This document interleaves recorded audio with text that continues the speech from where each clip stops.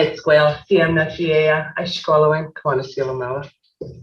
We respectfully acknowledge that we are meeting on the traditional and ancestral lands of the Coast Salish people, where we live, learn, and play. Adoption of the agenda, moved by Trustee Doman, seconded by Trustee Croft. All those in favor? Thank you.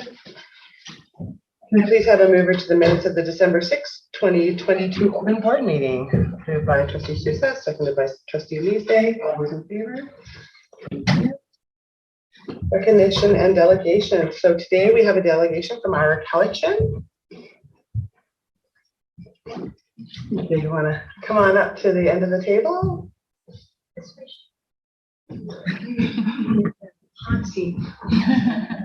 We also have one member coming in via Zoom. Just a reminder, you have 10 minutes.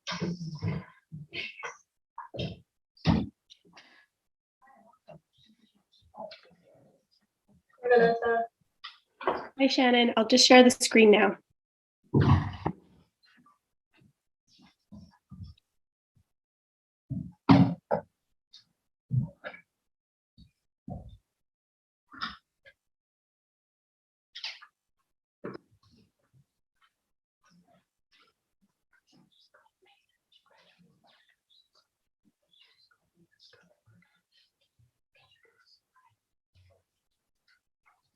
You want to start off, Vanessa, and then I'll go? Sure, be happy to. Good afternoon, everyone. Chair, board, and staff, I just wish to thank you for the opportunity to speak with you this afternoon and to acknowledge with gratitude to be calling in today from the territory at Snuneymuxw Nation. My name is Vanessa Data, and I'm the project manager for the Our Health, Our Community survey. And this is an initiative of Island Health and the Our Cowichan Communities Health Network. And today, including Dr. Shannon Waters here, we're going to speak to you today about what the survey proposes to bring to the Cowichan Valley in terms of new knowledge and information, and how the school board can be part of our planning process. But first up, a little bit of context. So I'll pass it over to Shannon. Yeah, so thanks, Vanessa, and nice to see everyone here in a room in person. Just to give you a little bit of a background on this survey, this is a unique opportunity for Cowichan Valley region across all of Island Health. This is a survey that really looks at local level data on health and wellness, neighborhood characteristics, and community belonging, amongst other things, on Cowichan Valley residents who are 18 years and older. So not particularly students within school age, but definitely their families, the people that they are connected to. And this survey has previously been done in two other health authorities within the province. So Vancouver Coastal Health Authority and Fraser Health Authority. And this was before COVID. And you'll learn later some of the ways these health authorities were able to use this data to really help inform health and well-being at a community level. And the other health authorities, Island Health, Northern Health, and Interior, were really keen to get this going. And we were moving along, and then COVID happened. And what we were able to do here within the Cowichan Valley region is mobilize some funding from the community wellness grants that some of you may have heard of that didn't get distributed during COVID. And because of the relationships we have here in the Cowichan Valley, including the work of our community health network, we were able to advocate and have Cowichan Valley region be a pilot across all of the islands to roll out this survey. And there's some standardized sections of it. And then we also have the ability to make region-specific questions in consultation with communities, including places such as you here today. There's about 80 questions as it's rolled out in the other regions. We can certainly adjust that for certain populations. And we want to make this as applicable as we can to informing things in our region. So what that means is we want to far surpass 4,500 responses so that we can really use this to help inform our work here together in the region. So what value does this survey propose to bring to the school board? The value of the survey is really that it's a collaborative community process. And the goal is to produce results that will identify the health status health inequities and priorities of Cowichan Valley residents so that we can support evidence-based decision-making around well-being programs and initiatives, healthy community planning and the creation of health-promoting environments, public policy development and implementation, as well as resource allocation and funding opportunities. And there's a lot more examples in which data from this type of survey can be applied. And so drawing from that survey that Shannon just mentioned, so the My Health, My Community survey, which was completed in 2014 in the Fraser Valley, the results from that survey were able to be applied by a diversity of stakeholders throughout the Lower Mainland. So there's a few examples on your screen. You can see the Vancouver Division of Family Practice was able to take the data and use it to inform their GP for Me initiative. HandyDart drew on the data to look at their own service gaps and then to adjust resources accordingly. And the City of New Westminster used the data to inform their Walk 30 Burnaby New West initiative, which was a local walking challenge that had residents not only get outdoors and enjoy some physical activity, but also make social connections. So, what this shows is there's a lot of different ways in which this data can be used. And that's in part because we're taking a broader holistic approach to our definition of health within this project. So we're not just looking at the absence of disease or illness, but we're looking at those broader social determinants of health that contribute to an individual or community sense of well-being and health. So everything from safe transportation and walkways, the quality of our air and water, to access to services like education or health. That's really that broader scope that we're taking to the development of this survey. So, and we've described a little bit about how this has been used in other areas, and it can help inform how we collectively respond to improve health and well-being here in our region. And I just wanted to share some of our priority areas that we have right now here for health in the Cowichan Valley that this survey could help inform our responses on. So the first is around mental health and resiliency. Cowichan Valley is not unique in the fact that mental health and resiliency is our #1 concern and our #1 area of burden. Similar across the island, across the province, and across the country. And what many of us know is, unfortunately, with our experiences of going through COVID, this has become worsened. And so this is data here for Cowichan Valley North from the survey that some of you may have taken part in, Speak 1 and Speak 2.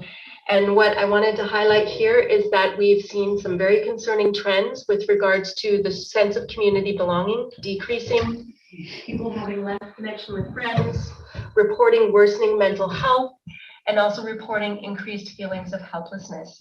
So this is a priority area that has become even more important, and data from this type of survey, very specific to our region, can help inform how we help families, children, our communities, deal with this and cope and get stronger moving ahead.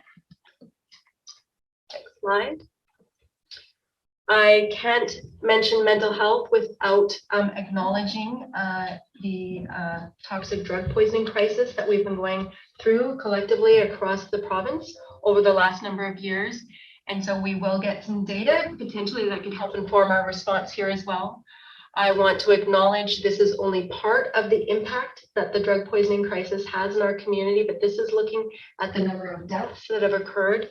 This is only up until September of last year, but you might be able to see from the bar graph for 2022 that we were on track to have the worst year ever, 32 deaths here within this region up to September of last year. I want to acknowledge these many people who are connected to people here in this room.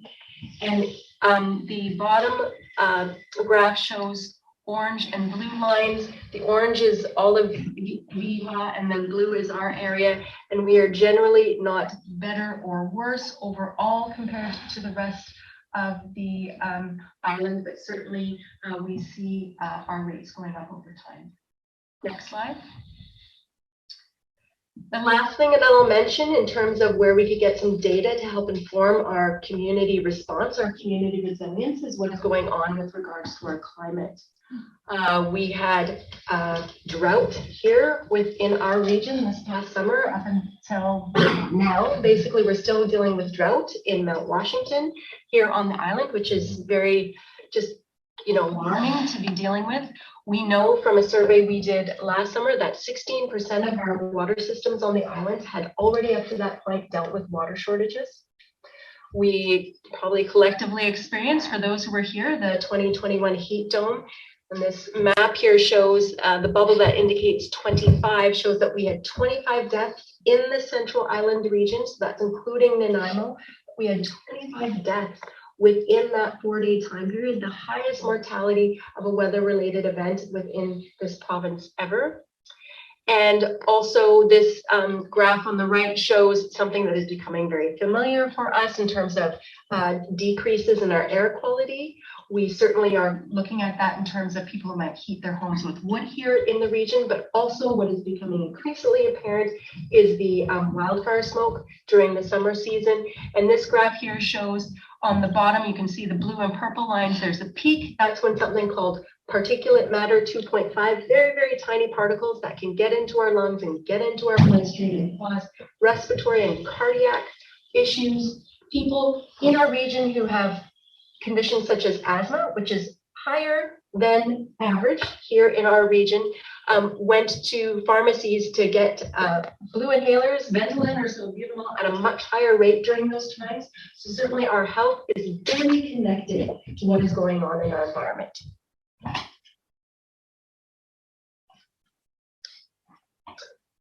This here also just shows a little bit more data on the COVID Speak survey round 1 and 2 results, and also specifically in the areas of mental health and wellness, increased stress and alcohol consumption, feeling of helplessness, and residents living with children. So this is, the type of data that we could have to help inform and help wellness in schools. People living with children reported their children had increased stress, increased screen time, and less connection with friends. So these are certainly things that we need to be looking at collectively to help improve the health of our communities, our children, and their experiences in school moving forward. So in terms of our project scope, we have a 1-year timeline. We started this past September with survey development. We hope to launch the survey in the spring and report back results to the community in the summer. And throughout this timeline, community engagement is central to our work. And so just for context, when we're talking about community engagement, we're following the IAP2 spectrum of public participation, working to not only inform the community that the survey is coming out, but actively consulting, involving, and collaborating with a diversity of stakeholders to identify the survey's priorities, to determine the survey's questions, as well as our approach for analysis and reporting. And the end goal is to hopefully empower the community to take those results that we produce to create meaningful change. Which brings us to sort of our ask or our invitation for this afternoon and an opportunity to work together. And so for the school board, we are actually really interested in learning what questions you would like to see in this survey. We're, engaging with government and community organizations with the same question. What are the question priorities that need to be included in this survey? And we have a simple question submission form that we can share with you if you would like to submit questions. We're offering up to 5 questions you can submit. All the questions that are received, we'll compile them, and from there we'll generate our final question set. We also need support promoting the survey. We want to recognize the tremendous success the school board had with the previous equity and inclusion survey. And if you have capacity in the spring, when we are ready to promote the survey to the community, we would love to share our media kit with your body so that we can help work together to cross promote to ensure that, everyone from staff, teachers, parents, I understand there's PAC and union reps here at today's meeting. If we can get the word out that the survey is happening to as diverse of audience as possible, that would help ensure that we meet that baseline of 4,500 residents that Dr. Waters mentioned. So I think that is the end of our presentation. Just thank you so much for the opportunity to meet with you virtually and in person today. Our contact information is on the screen, and we also have time to take questions if there are any. Thank you. Thank you both. And just a reminder, we don't make any recommendations at this meeting regarding the presentation because in the original letter there was no ask, so the board will meet at a later date and then direct staff. At this time, do trustees have any questions? Eduardo. Oh, sorry, trustee Sousa. This is so important. Thank you so much for doing this work. I can't stress that enough. And from a personal sort of point of view, but also as someone who's really concerned about what's happening in the community in terms of mental health impacts from COVID and the climate crisis and whatnot. I am curious around the, so in terms of the 5 questions from the board, are you looking for like questions from all of us, like compiled, or from individual trustees? Or so, yeah, I'm wondering how you're wanting to receive that. Kind of thing. Sure. Thanks for your question. So for each organization, so we would consider the board one organization, we were asking for one form back. So if you have the opportunity to work together to define what your question priorities are, that would be our recommendation, as opposed to one form per individual board member. We do have some sample questions from that My Health, My Community survey that we could share just to kind of get the ball rolling as to sort of what questions could be asked. But my suggestion would be to kind of look at maybe what knowledge gaps the school board has. I think this is a great opportunity to really dig into the local need in terms of the data gaps and to see how the survey could support the board. Does that answer your question? Thank you, yes. Anybody else have any questions? Trustee Kraft. For the broader community, if people would like to participate, is there a website? Can they contact you? I'm just thinking, we're one organization. I know there are lots. What should others do? So there's various channels. So yeah, so our information on the web is housed on the Our Couch and Communities website. We are this week launching our community engagement plan. So we'll be reaching out to a diversity of community organizations, letting them know that we're seeking input on the survey questions. But if anyone has questions, they're welcome to reach out to me. I can pop my contact information into the chat here before I jump off. Be happy to answer any other questions the community might have.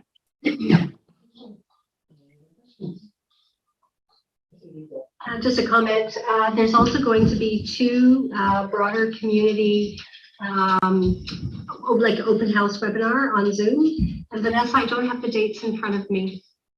So the virtual town halls, thank you, Cindy, for the reminder. We'll have one on January 16th at 1 p.m. over Zoom.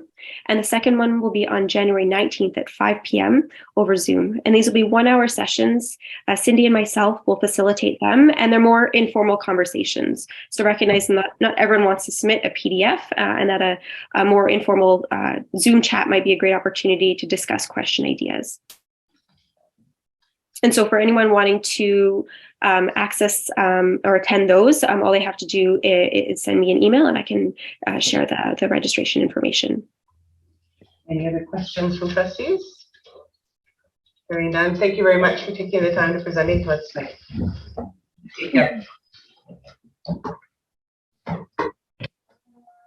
Moving on with the agenda, 5.1, report of closed meeting, Mr. Sandquist.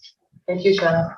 Thank you. The board met in closed session just prior to this meeting. There were personnel issues, bargaining updates, and facilities discussed. The meeting did not conclude, and immediately following the open session, the board will go back into closed. Thank you. Business action list. I just have a comment with regard to the action list. We'll be working on the policy. We'll have a third meeting with regard to the development of such, and hope to bring that policy back to the board at the next BEBC meeting. Thank you. Moving on, superintendent.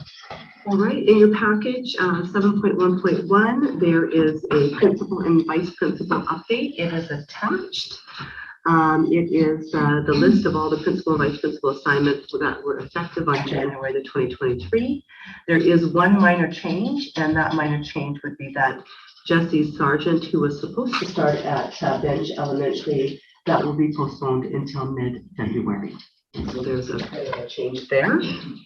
And then moving on to the principal and vice principal pool candidates, an update on the successful candidates.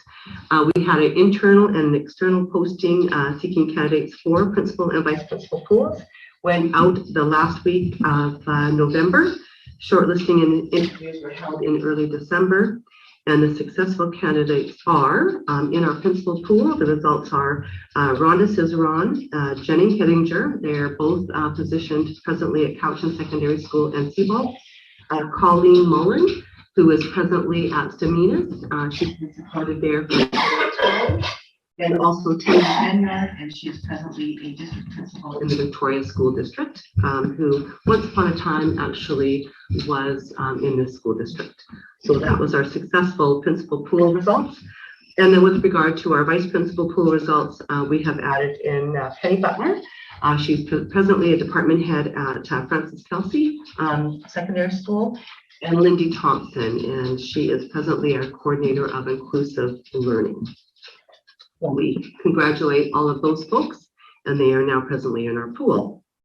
I also want to report on an exempt staff update. There were 2 changes that occurred at the school board office to further support schools and staff for the month of January, as various leagues provide opportunities to advance our leadership here. And so Margaret Olson, our associate superintendent, will be in a temporary role for this period of time, mainly focused on human resources. And then also Jen Christensen is taking on a temporary role as a manager of human resources, and they both started today. So we also congratulate those 2. And then if there aren't any questions, I am happy to move to 7.2, which is 7.2.1, which is the framework for enhancing student learning. And this is the ministry data and information. And so I know that our secretary treasurer is putting that on our screens as I speak. And before I begin sharing this data, the framework for enhancing student learning was a ministry directive that all districts across the BC were expected to actually look at student information, student data, break out certain student groups, and monitor their student progress and the student outcomes over a period of time. So I have about a 12 slide deck here in front of you, and so I know that the board also may have their own.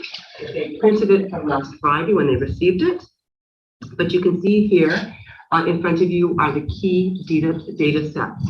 And so we look at our foundation skills assessment for grades 4 and 7. We also look at our survey, which is our student learning survey that happens at grade 4, grade 7, grade 10, and grade 12.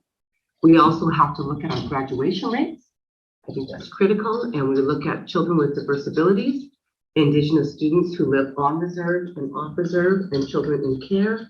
And also looking at our post-secondary transitions and how well we do as a district.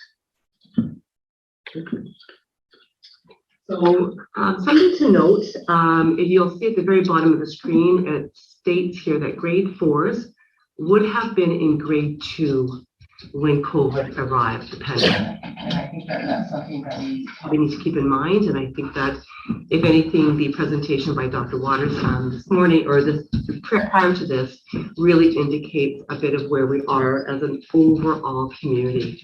And so you can see here that our grade 4 students, with regard to being on track or extending in literacy, it went down from 79% to 59%.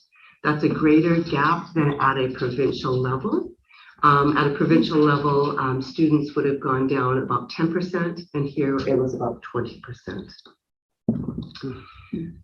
With regard to grade 7 literacy, it would have been less than that, comparing it to the provincial average. And I think that I'm only showing the results of Cowichan Valley and just kind of giving you all of the provincial data, because I think that we have to look at our data in our context and what we do here. And then you'll see around grade 4 numeracy and grade 7 numeracy, it was a small percentage.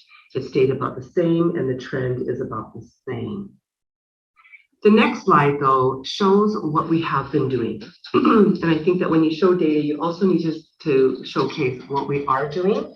And these are some of the district actions. They're not all. We do have a 25-page action document around each of our learning targets, and learning being one of them, where you hired a district principal of instruction and innovation to focus specifically on supporting literacy and numeracy.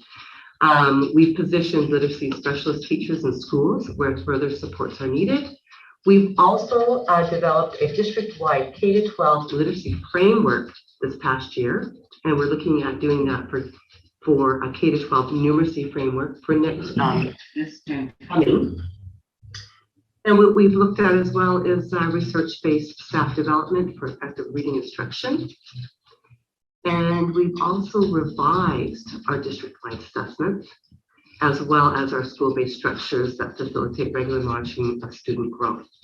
I think that these learning inventories that have been put in place and launched this last fall are going to be very helpful for all of our staff at schools to see how well their learners are doing in the classroom setting and how do they actually respond to that data that's in front of them at that time.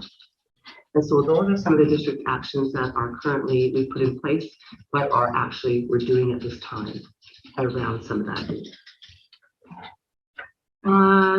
Graduation rates, year 5 and 6. And so you can see here that we have some trends over the years. You can see all students, if they graduate over a 5-year period of time, and that would be if they started in grade 8 and they finished in grade 12, that would be the 5-year graduation rate. And I think that's something we want to keep in mind is that we do know that learners develop at a different pace and a different rate, and they learn differently. And so you can see that with regard to our graduation rates of 5 years, over 5-year rate is 78%. This past spring, it's running about the same trend, 73, 74, 73, 72. Keeping in mind that these students that graduated that year would have been going into COVID the last spring of grade 10. So that's the grade 10, 11, and 12 graduation years. So, you know, I think we have to look at it that it's not so bad. Because if you recall, many of those students in grade 10 at that time, that following year of going into COVID, they might not have been in classes. They would have been wearing masks. They would have had to do things differently. They were in cohorts. And so it was quite a different environment than what many would have expected at that time. And so thinking that through, that would have been a tail end of our grade 10s going into that graduation year. And so the trend was still running the same. And I do want to say to our high schools, the leadership and the teachers and the support staff, they did a magnificent job at that time supporting our learners. And then you can see that, go back, I'm sorry. Sorry, Secretary Treasurer. If you go back on the all students in 6th year, you can see that 85% of our kids graduate that next year. If you look at our Indigenous 5-year grad rate, it was 44%. And then our Indigenous 6-year graduation rate went up by 1% from the year before. And there was a great leap in the 2019-2020 year. And then it moved on and moved upwards and onwards. Now, the next slide is not as promising, but it certainly gives you the understanding of the work that we have to do across the school district. You will see that our students of Indigenous ancestry who live on reserve graduate with some low 20% rates. And so that's an area of work that we have to do. And you can see that if it's 6 years, it goes up by about 20%. And our Indigenous off-reserve 5-year rate is around 62%, so it's definitely not at par with our non-Indigenous counterparts that were at 73 or 72%. But you can also see that off-reserve 6-year rate is at 83%. So I think that one thing we can say that when people question and wonder why we need to do the things that we're doing, working on truth and reconciliation, and some of the equity work we're doing, that you can see here, that's the area that we need to focus on. Thank you. And then, of course, some of the district actions that we've been doing, we expanded our SELTNs, that's our youth and family supports, and then 3 additional Indigenous outreach teachers. They did a lot of work the last couple of years around that. We continue to work on professional learning around truth and reconciliation. We've increased our Indigenous community role models. We've initiated a new Indigenous Trade Sampler program, and that's happening at Palmerton. We also support an Indigenous Parent Council, and so that's a bit of an offshoot of our DPAC. And we also promote Indigenous knowledge sessions and welcoming them for kids, and that's just gone out there like wildfire. And virtually, it's something that we've learned how to do really well right now, and it's certainly expanded there. But like I said, this is just a snippet of the 25-page action plan that we have around many of these things. Yeah, go ahead, Trustee Crown. We've got quite a group in there, and I wonder if it might be worth mentioning that maybe we'll do a better job with this than I will, that we do have ongoing partnerships with all of the tribes regarding like almost day to day what we're offering, what needs to happen and that kind of thing. Would you mind? I would absolutely. I'll start with the fact that the board initiated an All Nations Indigenous Council with all of our partner groups. So that was quite a profound moment of last year, where we have a true partnership with all of our nations, and that would be at a board level. So that could have been, should have been in there. But certainly we do know that our Indigenous education leadership works monthly with every one of our nations, and they work through all of their children with their schools and their principals to actually monitor student growth, and maybe even putting some of the things in that you see there. And we knew that we needed more outreach teachers during the last couple of years. So that regular communication with every single one of our Indigenous nations, which we have 8, which is a hefty communication process, it really adds value because we know where our kids are and we know what they might need. So thank you. Any other questions, comments? Here you'll see the graduation rates of our students with diverse abilities and children that are in care. And you'll see here the 5-year graduation rate of students with diverse abilities at 53%. Not so bad again in terms of our trend. And then also our 6-year rates, you can see it goes up by 20%. You give students 1 more year to graduate, collect those credits, do the graduation program. It improves greatly. And then also with our children underneath care. And so you'll see a 5-year rate and the 6-year rate. And somebody drew my attention this morning that, it could be 1 or 2 kids, and we know that it's probably somewhere in the teens, the number of students who were in care who graduated that year. So maybe I think about 14 or 15. But something I'd like to let you take note of would be that 80% of our youth in care are of Indigenous ancestry. So there's another piece of data there. And then here we have our student learning survey, very small numbers, but you can see that there are many questions on the student learning survey. So the ministry has grouped this into different categories for us. So you can see a group of questions really focus on, do you feel welcome at your school? Do you feel safe at your school? How many adults care about me at school? And is school a place where you feel like you belong?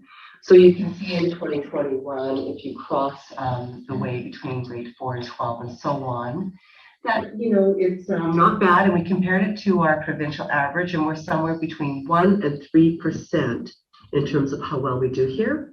And so we know we do a really good job of attending to our children, supporting them, creating connections. We have great connections with our adults. We also have our equity scan on the go, so we also have some data from that. So overall, it really just gives us some insight around how our students are feeling out there. But when you take a look at this data with regard to the student outcomes, we know where our work is. And it is around foundational skills, and it is around student outcomes. Thank you. And I guess in relation to that, it's just interesting seeing the trend here that between after grade 4, from grade 5 to 12, there's a consistent kind of dip, and then it just picks up again by grade 12. So I find it very interesting. There's a gap there in those grades in terms of these particular categories, generally speaking. Generally speaking, in that group around middle school learners. Yes, middle school learners. And so, if you could dive into that data a little bit. It could be the way the questions are worded. It could be the kids at that moment of time trying to figure out who they are as young adolescents, where they are positioned in their life. It could be that maybe that's an area that we need to focus on. So, and it's this high level data that allows us to actually figure out where do we need to go. Any other questions?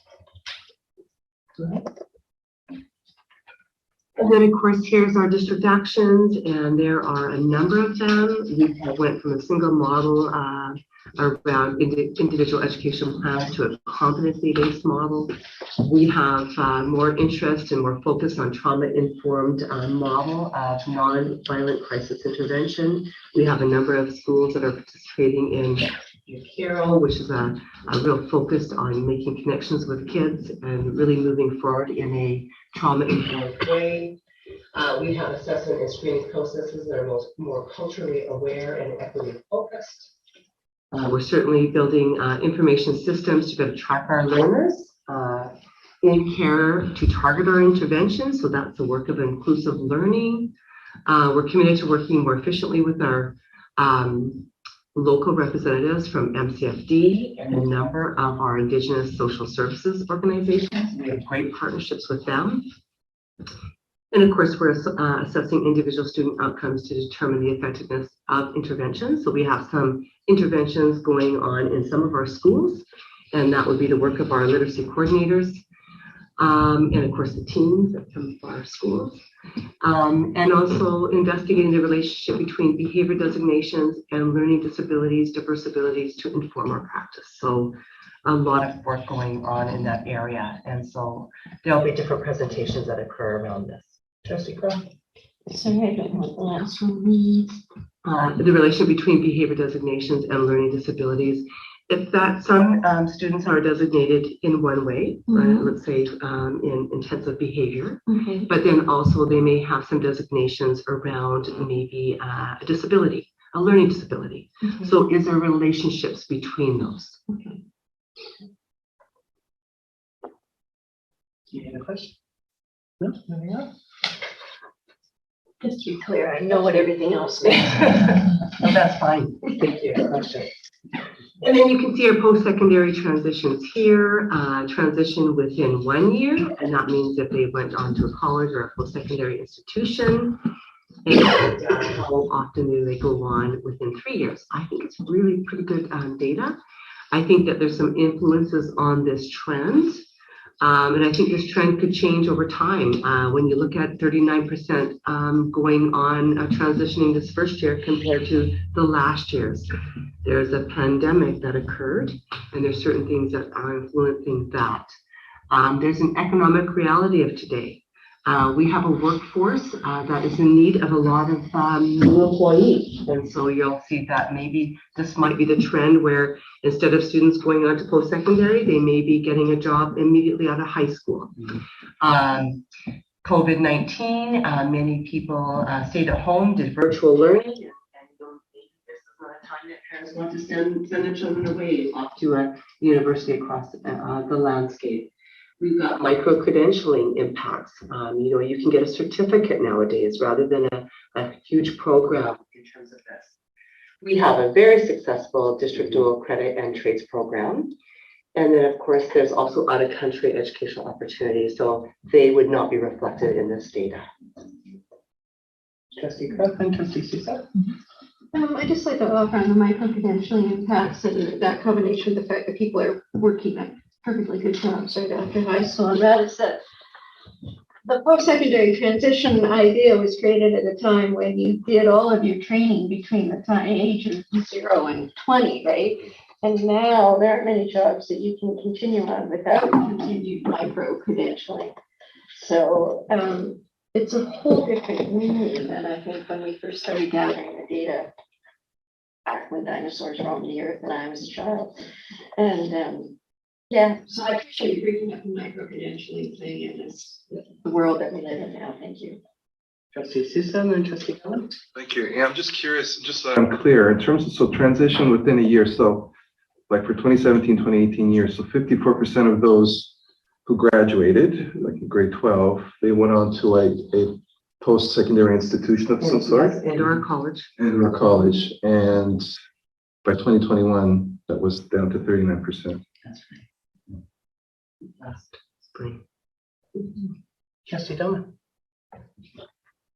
One of the other influences on this trend, which is not making a lot of news, but a lot of kids are starting to question the value of the university education.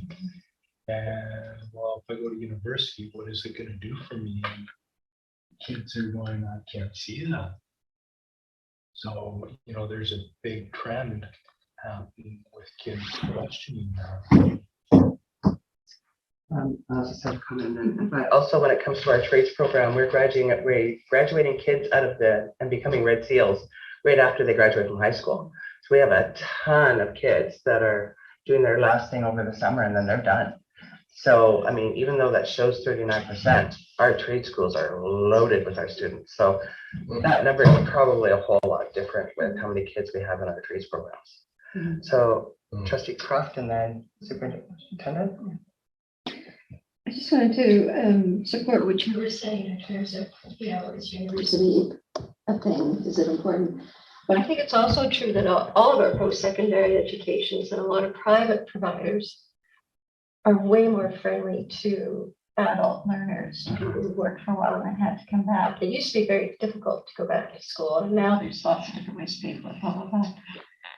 Not to say that 39% is not very many, right? Whichever way you cut it. And so my thought is that as we watch this, that cross fingers will go up somewhat, even in this complicated world. But yeah, I appreciated what you had to say. Yeah, I was just going to comment on Trustee Dolman. I think that if anyone's talking to teenagers right now, you're going to see a trend where they've had a couple of years of not attending school in a way that has been an expectation in the past. There's a bit of a trend of maybe a different approach to how they want to go about their next years after graduation. And I think the next slide also shows some of the successes that we've had. Trustee Straka. What you can't control is a lot of colleges or programs that needed lab interaction. They had to cut back on their intakes because they were so behind in their labs because they were impacted by COVID. I mean, you have it there, but that doesn't account for maybe students that wanted to apply for a certain program, but that college or that institution had sort of really narrowed their ability to take in students because they're all backed up, like dental or whatnot. So there's a lot of unknowns there. 39 seems really low, but there's a lot you don't have any control over really. So. Thanks. Yeah, I'm just curious also following up on Trustee Dolman's point as well in terms of these broader trends that are sort of underway, how this compares to the provincial average as well. I don't have that at my fingertips, but I know somebody who could possibly get it. And maybe while I review the next slide, I don't know. Glenn no pressure. Mr. Principal Posey, he knows that he'll be able to acquire that for us. So that'd be something worthwhile looking at. But if I could go to the next slide, and if that's okay. We'll come back to that, Trustee. Yeah, sure. Thank you. So you can see here that we do an excellent job around the work that we've been doing. So if you look at even the third bullet, career development has been trending upwards in our school district. 8 years ago, we had 100 secondary students taking dual credit courses, and now we have 237 students. And then 8 years ago, 29 students were doing work experience, and now we have 291 students participating. And then, of course, the Youth Explore Trade Skills Program certainly has grown to 319 students that have been enrolled in it. So, you know, I think that sometimes some of our kids, they move on to some of these programs and through, you know, in grade 12. And so they may not be reflected in that 39% because they're graduating at the same time as they receive their trade program. So they may not reflect in there. Trustee Croft. Right, this is a lottery. We have won awards for having most students in trades programs, and that's of 60 districts with very different populations than we do. So I just wanted to bring that back. Trustee Susan. these are like, it's just impressive to see the sort of trajectory here. Are most of these students in grade 12 or is it 11, 12? I'm just curious. Well, some of them would be quite different. So if you had the trade sampler, that can happen in grade 9 and grade 10. So it's some of our secondary programs, and we actually jumped different schools, and we just initiated the Indigenous Student Trades Program at Quamachin this past year. But then some of them, when it comes to dual credit, would be in grade 12. Some of them would be that they're doing some of their trades program in grade 12 as well. So it's almost a K to 12 program. And so we have the trades part. So in certain we have a sequence of learning, we'll say. And so throughout K to 12, classroom teachers can initiate that conversation with the careers program. They come in and do all kinds of interesting things to actually explore trades. Trustee Lise? I was also thinking in regards to our numbers, I know that our international students has really increased, and those students are included in our graduation rates, but those students go home. They don't stay with us. So there's a pocket of our students that we are not accounting for in the sense of post-secondary because they're not ours anymore. And as our international program grows, you'll probably see that as well. All right. I was going to check with our district principal, Mr. Posey. So if we look at provincial for the 2021 school year, the transition within 1 year is 44%. And within 3 years, 44%.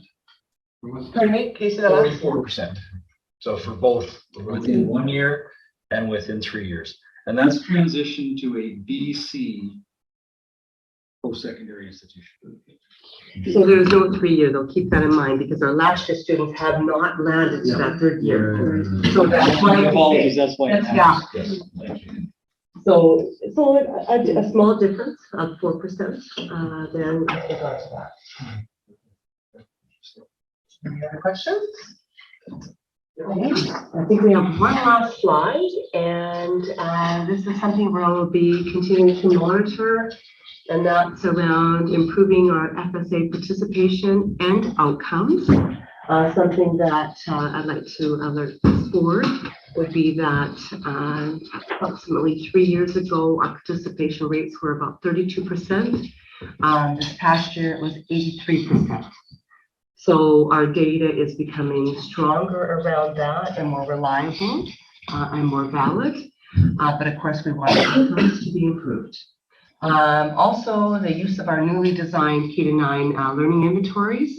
This will be certainly those learning inventories will help our teachers to really look at the students in front of them to inform their instruction along the way. And also the Ministry of Assessments and Student Learning Survey data to support overall student learning. So when you start to triangulate all those pieces of data, it certainly provides an informed picture to all of us in terms of where do we need to support and what do we need to do. We're also building an action plan related to recommendations from the equity scan, and that's something that's getting completed right now, and that those recommendations will be coming before the board very soon.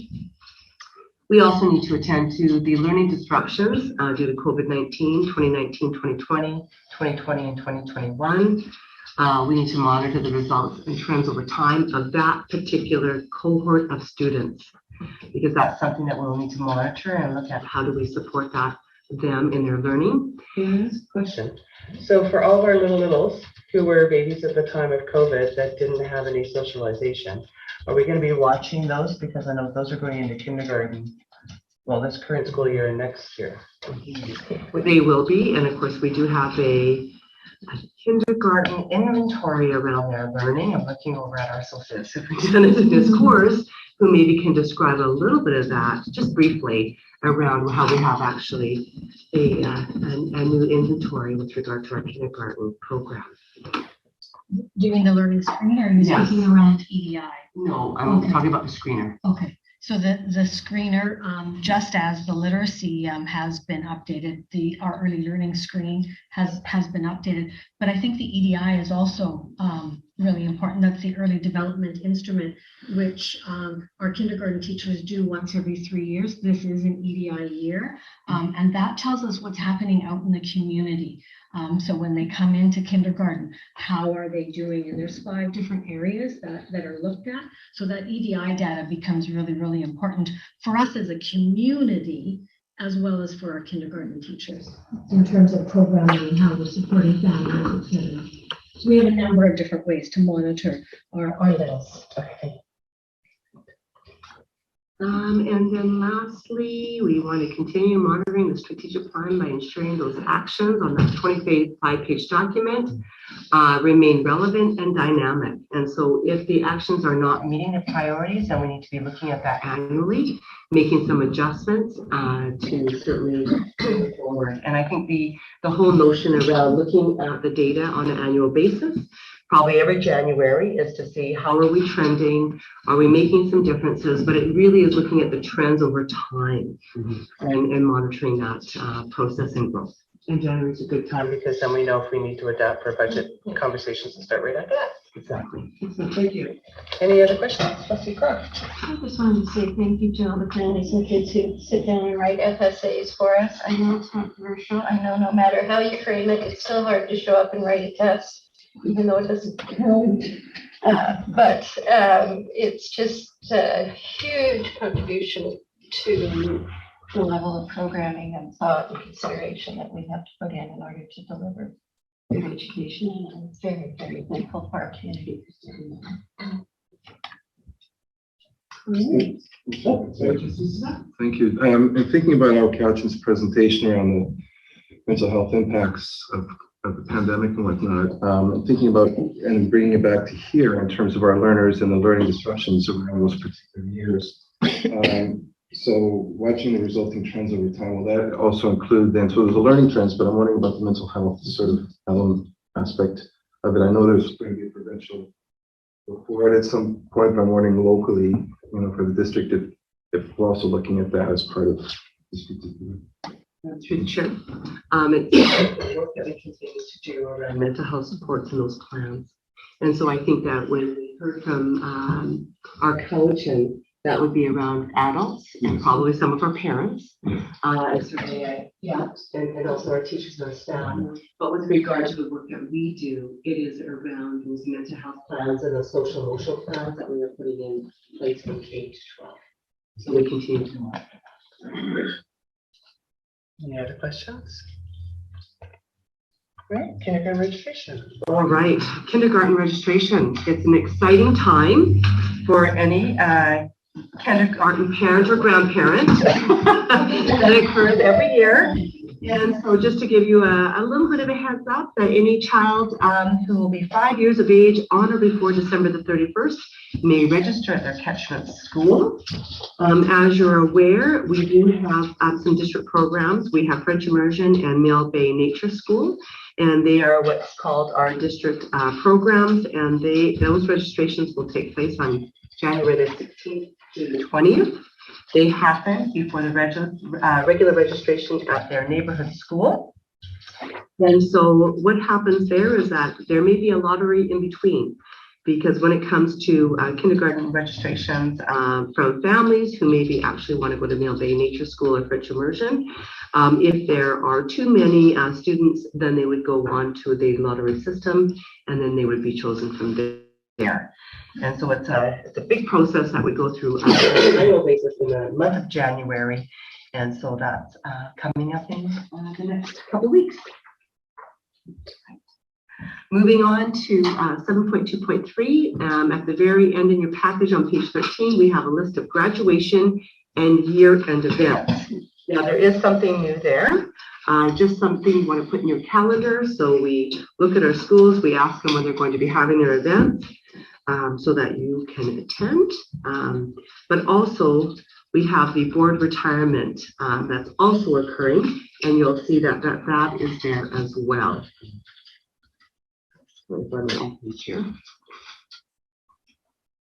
So you'll see on June 12th at 5 p.m. This is the board school district retirement reception, and that will be something for all of our retirees across the district. And so it's something that you can also add to your calendar. And then lastly, I have quite a short report, 7.2.4. Just firstly, I'd like to acknowledge and share with you that as many of us were on a 2-week spring break, not all of us were. Oh, I'm sorry. Yes, winter break. Thank you very much. A great, yeah, that's coming up soon. A big thank you to our staff who worked over the winter break. That included payroll, operations, finance, human resources, and our 12-month employees. And so there were some of us making sure that we had our paychecks coming through, and much of the operations work that occurs, it has to happen when students are not in session. And so there are many of our employees who do continue to work over the breaks. And so a great appreciation to all of those folks. And then moving on, we have the Deeper Learning Dozen Convention or convening that's occurring. That is our partnership with Harvard. We have another convening coming up, and that's happening on January 30th to February 3rd. It's in San Diego, California, and we have a school district team who will be in attendance, and that includes Darcy Hoff, Nicole Boucher, Jeff Nolan, Jennifer Calverley, and myself, who will be attending. And that's where we join 11 other school districts to work on equity and our deeper learning principles. And I'd like to share with the board that there are some collaboration grants that were delivered to many of our schools. In fact, 16 of our schools received collaboration grants. It's upwards of over $30,000. And I just wanted to draw your attention to some. So at George Bonner, they are building thinking classrooms. And this is where they're engaging learners in the curricular competencies of the mathematics curriculum with book, building thinking classrooms in mathematics. At Crofton, they are equipping for a reading success book club. They want to focus on deeper understanding of the process of reading and how phonemic awareness can support the students. At Lake Cowichan, they are looking at changing the mathematical mindset of learners to that of thinkers and doers of mathematics. Speaking some of these. And at Cowichan Secondary and CVOC, they are looking at integrating local Indigenous ways of knowing and First Peoples content into the English language arts curriculum, to name just a few. So that's some good work going on in the schools. Just want to announce that on January the 15th is Black Shirt Day. This is a grassroots initiative to show solidarity with Black and racialized communities in BC in their ongoing struggle for equity, equality, and justice. And so January the 15th is a day that was chosen and is also the birthday of Martin Luther King Jr. And so for those of you who would like to wear your black shirt, that will be on January the 15th. And then finally, just to share with the board, there are 3 master's research projects that have been approved. The first one is by Shannon Servisteva, a nursing student at UBC and graduate research assistant, has been granted approval to do research entitled Educator Perspectives on the Implementation and Impact of SOGI 123 in BC Schools. So that's the first one that's been approved. Second one, Tamara Hansen, a teacher at Drinkwater Elementary School, has been granted approval to do research entitled Hearing Our Students' Voices, an exploration of young adolescent students' perspectives on inclusive classroom teaching practices. And then thirdly, Lindy Thompson, our district coordinator of inclusive learning, who just became part of our vice principal pool, has been granted approval to do research entitled Exploring Collaborative and Inclusive Practices, the Perceptions and Experiences of Education, Support, and District Specialist Staff who assist students with complex needs. So those 3 people will be working on those master research projects throughout the next year. And that is my report. Thank you, Susan. Mr. Sandquist. Thank you. In my report, it's all for information this evening. Share the screen. The first item that I have for board information, it's really hard to see, is the funding announcement that came out in December for this current year. So for the information of people in this room, majority of our funding is based on the September enrollment count. So when we do our budget in the spring, it's on an estimated number of students, and then we count them at the end of September, and their funding is typically updated around December. So earlier, we brought an estimate to the board of what we thought that funding was going to be. I think that might have been at the Gillespie Board of Education and Business Committee meeting. We worked in $50,000, the difference being in the supplement for salary differential, which is an amount that ensures that our teacher salaries are all on funded on an equitable basis around the province. So there isn't a disincentive to hire a more expensive teacher to save funding because you get funding for the average teacher salary in the province. So we're pretty much on track, and I'll explain what that means in a moment. Questions? I also included in your package all the various grants that have been announced.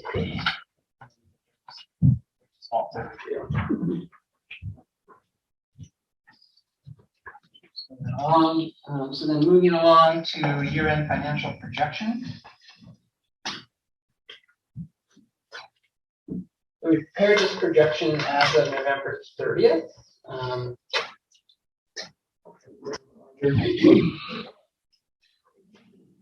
It's based on information that we know at that time. So with the increased provincial grant, we have updated our amended budget, as I've just shown you. We made other amendments to other various areas of the revenues, such as interest rates and ISP, International Student Program, and the reliance on surplus. So you'll see that in another analysis that I have for you later on. But we're tracking really close to the revenues that we currently have, with 42,000 at this time.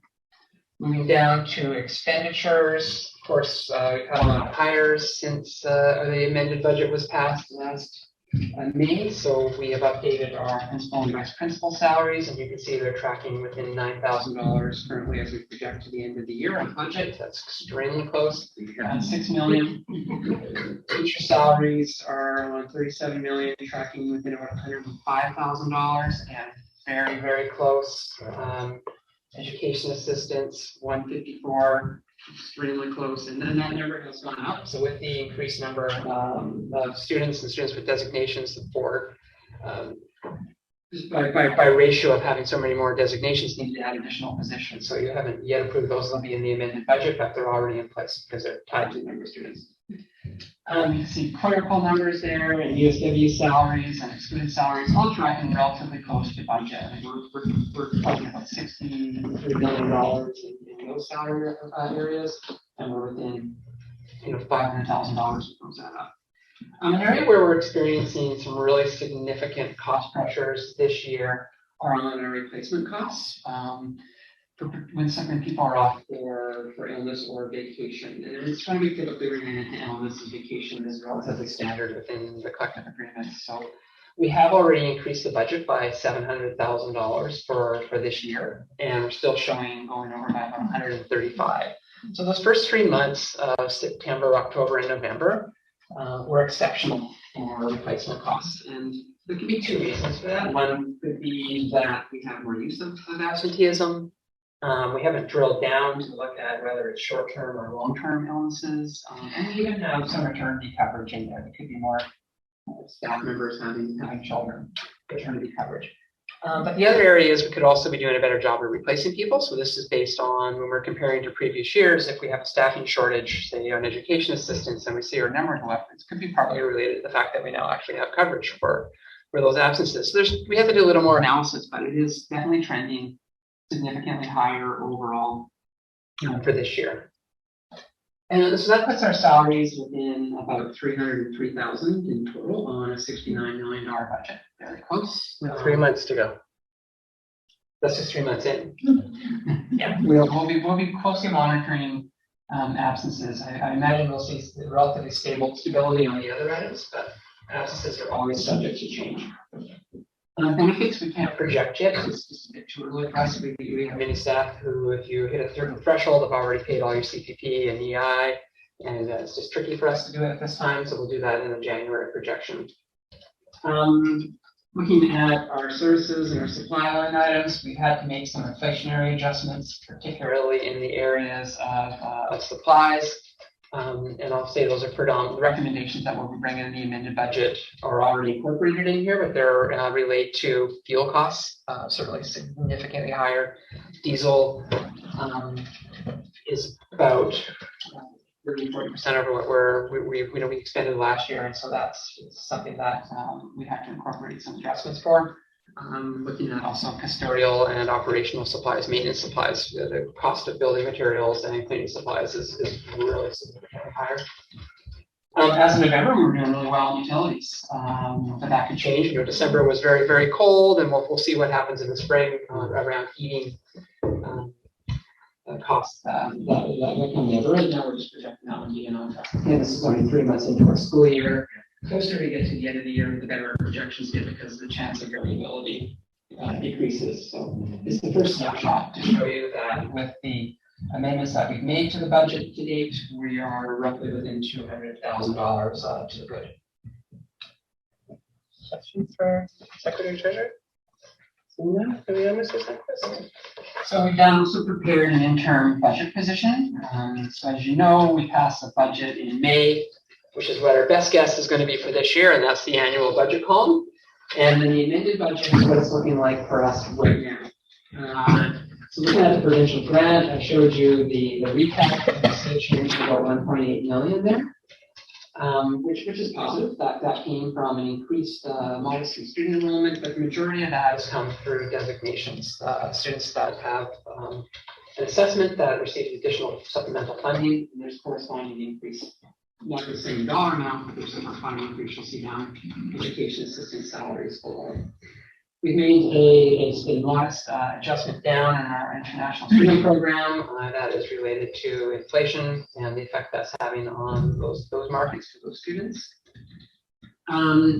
Local education agreement, those are partnerships we have with our local nations, and it's offset by changes in the provincial grant. So if it goes up on one, it goes down on the other. It's an in and out. It just we build back to the nations for the tuition for the students. Miscellaneous revenue, we're just tracking that as being close to budget. Haven't been any changes around the transportation that we charge for international student programs or rental revenues. Now, every time there's a 0.25% interest rate announced by the Bank of Canada, we see about $50,000 to our investment income. So we've seen a number of those. We'd already anticipated a significant increase for this year when we did the annual budget over the previous year, but now we're showing that being as high as $550,000 for interest revenues in this current year. And then prior year surplus, you can see that there's a slightly increased requirement to utilize surplus, but a lot of that relates to rollovers, things that were unspent in the previous year. And then you can see our changes around principal and vice-principal salaries. There's some medical leaves that have replacement costs. Teacher salaries is very close to our budget. We've increased the number of education assistant positions. Clerical has gone up quite slightly, as USW salaries gone up slightly. Excluded salaries, and then we see our illness where it shows you that $700,000 is there now for you to see the change between the annual year where it was 3.8 million, and now we're proposing that it'll be closer to 4.5 million. And what we haven't included yet, and which we have now done so since we prepared this document, which we did in advance of the winter break, is we've had to make some adjustments on statutory and pension benefits to correspond with that $700,000. So we don't just pay people wages, we also have CPP and EI and WorkSafe and pension requirements to go along with that. So there'll be another few $100,000 that will come in under the employee benefits. And then you see us tracking the differences here as well under our services and supplies, about $751,000.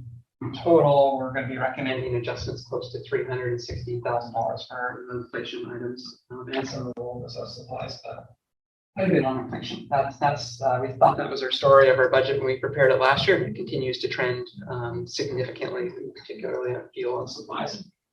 What you don't see anywhere in the budget are any wage increases for any of the staff. So We know that we have ratified collective agreements with the teachers so far. We expect the same shortly with USW and CUPE, but the revenues haven't come in yet. So the budget instructions do not have us including those expenditures because there's no revenues to match them. And they are intended to be covered by government, and we'll find out how closely they actually are. As we're probably going to have to do for our own purposes, an amendment to the amendment to actually see how those funds have come in and how they've covered off those wage increases. But at this point, they do not exist in the budget, even though we know they're real costs. So the variances that we're going to see on the financial statements to the budget are going to be huge swings from what was actually in our annual budget last spring. And then capital, we moved the portable out to Paulson. We didn't know about that move when we prepared the budget in April, and that's why you see about $106,000 change there on transfers to capital. So that's sort of how the budget is tracking, and I'll move down one more page. Any questions for Secretary Treasurer? Trustee Lise? Well, when do we anticipate those funds for from the government for staffing to come in? I would well, we're already paying the teachers. So we retroactively have made those adjustments on December 15th. So I would expect that component we'll hear from shortly. The balance will be after those other two collective agreements ratified, but it'll be in this year's provincial budget, which means we'll likely receive our payment by March 31st for sure. But likely in the next couple of months, we'll get an announcement as to what those dollar amounts are. And this is the first time that I can remember that exam stat also had a portion of the increases covered. That used to be something that boards had to find on their own. And I think we're going to be close on that one.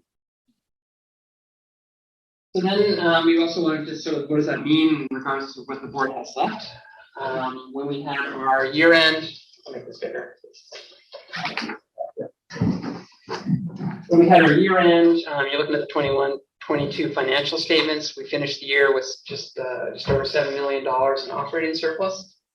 We were utilizing 2.2 of that to balance this year's budget. And then we also had a restriction of $1,070,000. So those are items that we hadn't spent. That's why they were part of our surplus, but they were commitments that needed to go into another year. So they may have been an item that had a restriction on them that ensured that we still spent that money, even though we didn't get spent in that year. So that's where it continues on into the 2022-2023 budget. But with the increase in income that you see through the grants and through interest revenue that I showed you earlier, and then the corresponding costs, we actually haven't spent all the new money to date. There is $610,000 remaining that hasn't been allocated from that funding.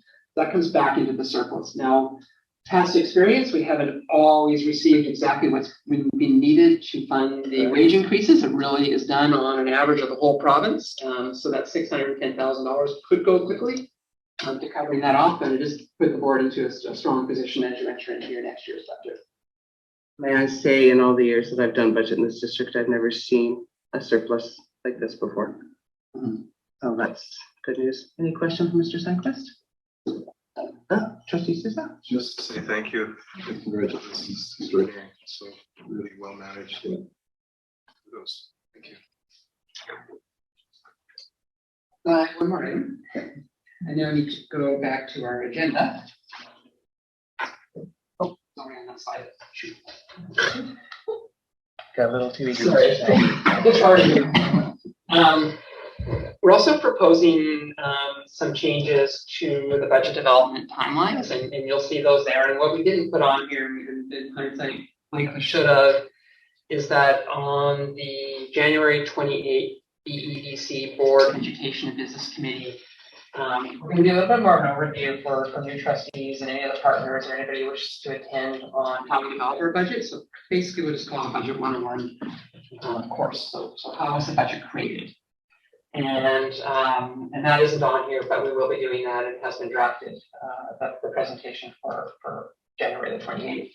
But what we have decided to do this year is move up more consultation to earlier in this process. So typically it's happened in April. We think it's more meaningful if it happens in February before we even really get started around what are the priorities of the various partners, the public, And so with that, we desire to put our survey out around February the 10th, which goes out to the public, the school newsletter, and on our website to collect feedback on priorities for the budget before we really get started. We're proposing in the early mid part of February having our meetings with our partner groups in the local nations. So that's something that is in part of board policy and board's practice for engagement. And we'll do that individually and confidentially. So the results of those meetings, those aren't public, they're with individual partners, and those results get reported back to the board confidentially. But we know we have the public input on the budget, and that isn't confidential. That will come up through back to the board. We'll have that after the advisory committee on February 21st, and then the survey will close, and then we're going to try to pull it all together for you for February 28th. And at that point, we're going to review budget assumptions. What do we know about next year already? Right. For instance, wage increases, benefit rate changes, projections on inflation. What are going to be the effects? What are the assumptions we should be using to build a budget? And then we're going to review the budget guiding principles, which typically say we'll comply with government regulations, and we'll build it in a framework of equity, and we'll align it with the board strategic priorities, for instance. And then we'll review all that feedback early on. The board will adopt those principles March 7th. And then we'll have the ministry funding announcement arrive, and that will be based on our enrollment projections that will go in on February the 15th.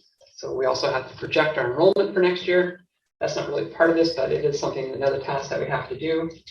And then we roll right through the month of April with significant budget work. But what's different this time is we'll have done our consultation, and this will be informed from that process we're doing. And it's got a break in it for when the board are off to the AGM, and then we come back.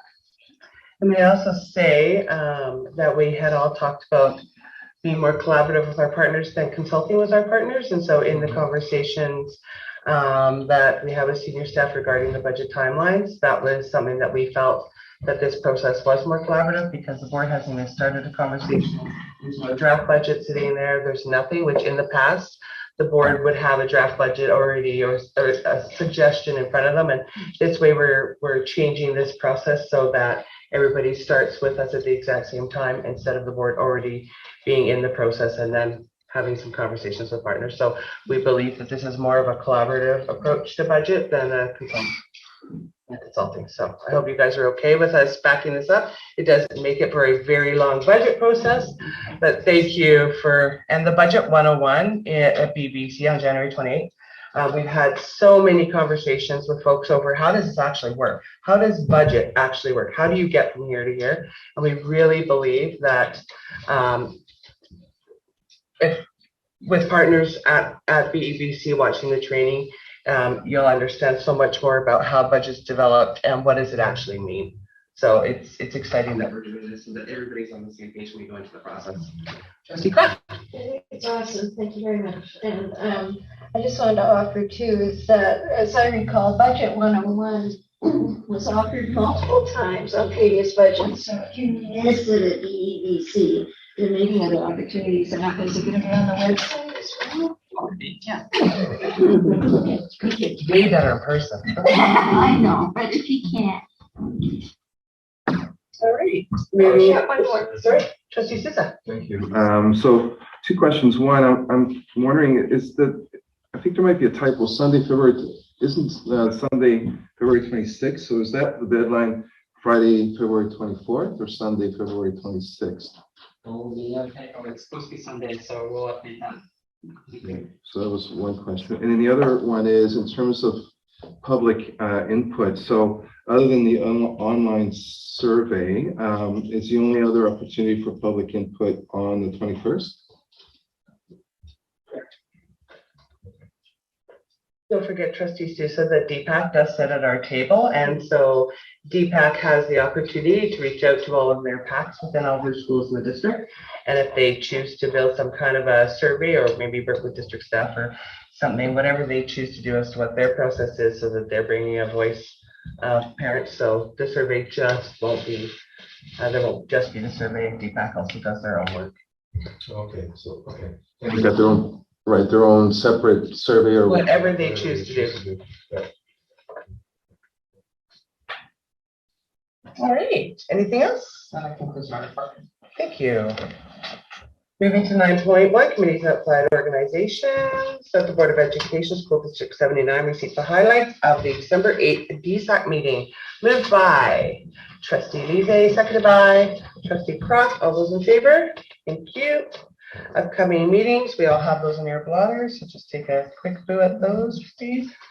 Superintendent. Yes, I do want to make an observational note and change. Under the DSAC meeting on January 12th at 10 a.m. is actually at the school board office. We made an adjustment, and that's for the board. And that's all trustees. All trustees. Thank you. All right, thank you. Any other questions? Correspondence nil, new business nil, question period. Do we have any questions? Carmen? Going back to the agenda item in regards to Bethel, and in regards to the agenda item with Bethel, Robin had mentioned that there is this lovely 25-page action plan. I'd love to deep dive into that a little bit more. Is that available online on the website? Yeah, I'm happy to answer that question. Yes, it is. Yeah. Fantastic. Thank you so much. And then going back to there was 3 different research projects that were granted approval. The second one I heard was at Drinkwater. The first one in regards to SOJU research, was that taking place in all schools or in one specific school? And then on the last one, which was on the complex needs, was that at one school or all schools? It would be at any schools that choose to participate. When I make comment around the school, it would have been the teacher at that school. See, gotcha. Okay. So when we do these research projects, they have to go through a vetting process with the ethics committee at their university that they work with. And so it would be a matter of how do they want to conduct it. And it would be if you have to volunteer to participate, and it would be across the district. Gotcha. And then how do schools, sorry, follow-up question, how do schools kind of hear about it / sign on to say, yes, we want to take part? It's actually up to the researcher to actually go through that process, okay? Because it's not an expectation that staff would have to participate. Perfect. Thank you so much for the clarifications. Any other questions for the gallery? Joyce? Thank you to the new school district board, and I appreciate us being able to be included in the session. I'm Joyce Benson, and I have a question that if in fact the school board goes ahead and approves the survey that's been presented by our Couchin, my question would be, and it's a general rhetorical question, but how students are being, if it can be included in that survey in some form, how students are being affected by the local issues regarding homelessness, drug use, addictive behaviors and mental health, crime and public safety concerns because of the location of our schools right in this area and with the issues that are going on. And as a follow-up to that, is the school district overseeing a healthy component of education around these societal issues? It's very much a concern locally, so I can understand if the questions come from the school district and board and the educational system, but the impacts are right under our nose, as we well know. And some conversations regarding the situation in the community have started. Yes, thank you. You're welcome. The board has not had a conversation regarding the presentation today, so I can't answer that question for you today. Right. However, when the board has had that conversation, maybe I could ask Superintendent to reach out to you, Joyce, and let you know the results of the support or the questions in the survey. And that's why I mentioned it's rhetorical at this time, knowing that you haven't made that decision, but I certainly appreciate the consideration for it. Thanks, Joyce. Thank you very much. Yes. I have a few questions just because it went so fast. I had a question just about the budget, and it just flashed up really quickly, but it looked like the special needs budget was altogether around 12 million. It looked like there was a 10 and a 1, and I kind of just quickly calculated it in my mind, and that you had put down 8 million as your budget for this year. The reason that I'm mentioning this is that my child is 18. He's been in special needs with the public school system, and when he was with the private school system, he got all of his needs met. As soon as he got to public school, when we speak about, which kind of goes together with something else we were talking about when it comes to mental health, we have 4 speech and language therapists, 1 OT. It's pretty, we speak a lot about all these groups that we want to help, but the reality is that special needs children are not being helped. And I'm wondering if we can look at in the surplus of the budget or actually look at who you have on staff, because 1 OT is unacceptable in an entire district, as are 4 speech and language. When the COVID, when the district decided to put into effect what they thought was okay for COVID, I have 4 friends who their child regressed. They were already in speech and language. They came back and they still couldn't get in to 1 speech and language in the school district. So I just wanted to bring that forward because it kind of brings 2 of these topics together. And that was as much as I could kind of see. Yeah, just quickly answer that there is a section in the survey when you answer, well, it has been in surveys in the past, where you can add comments like that in there so that the board is aware. Okay, just a random survey, or maybe not survey that? The survey that the board will be putting out regarding budget. Okay, yeah, okay, perfect. And so, and then when it came to this One Cowichan thing, it seemed that it was being presented to you guys so that you can look into it and promote it, but it actually wasn't relating to children, correct? Okay, so when you were talking about mental health of children, I'm just wondering at one point, the board and or the superintendent, et cetera, will reflect on what their part was in the mental health of the children and the declining of mental health. Because now we're 3 years in, we have a lot of worldly data, and we can say, you know, maybe we shouldn't have over sanitized, maybe we shouldn't have covered their faces, maybe we shouldn't.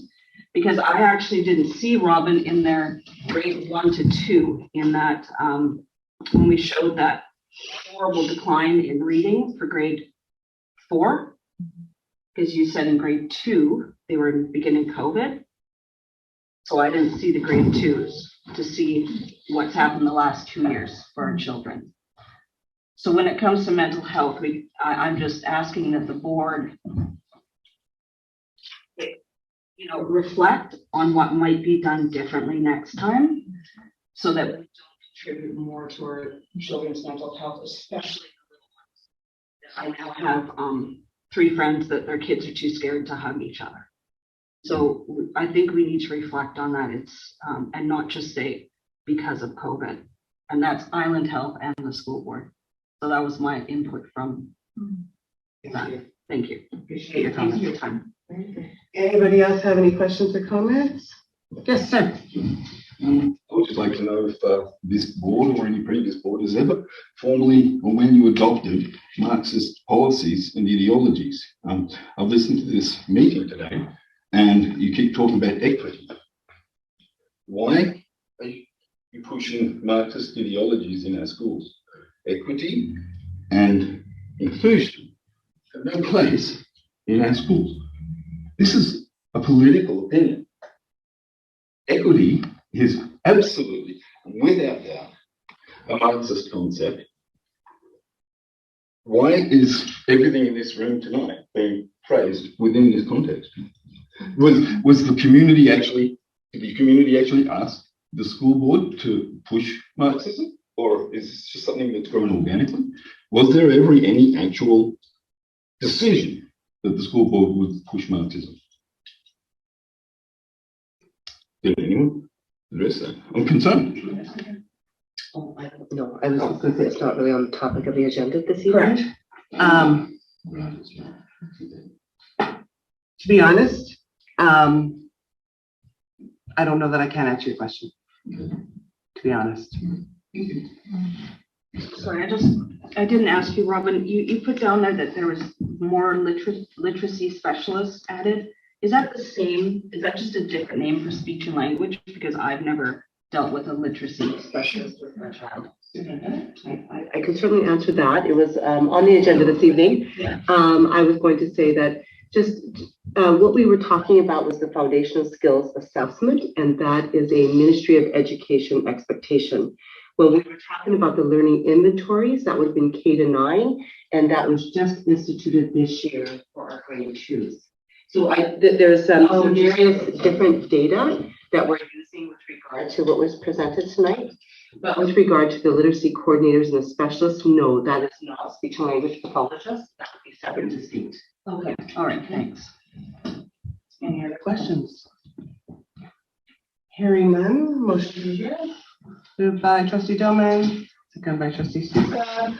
All in favor, trustees, we recess in 5 minutes to go back into close.